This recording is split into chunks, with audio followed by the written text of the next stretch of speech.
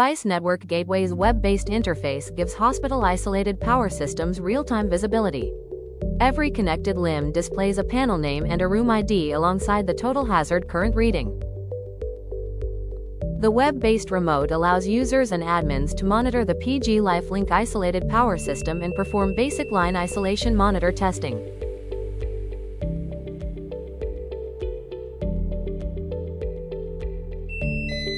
Once the monitor goes into alarm, maintenance can silence the alarm within the web-based portal by clicking the silence button.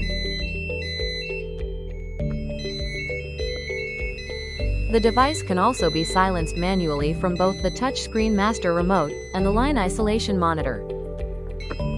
The built-in HTML5 web interface gives hospital teams full visibility and control over every connected line isolation monitor, all from a standard browser.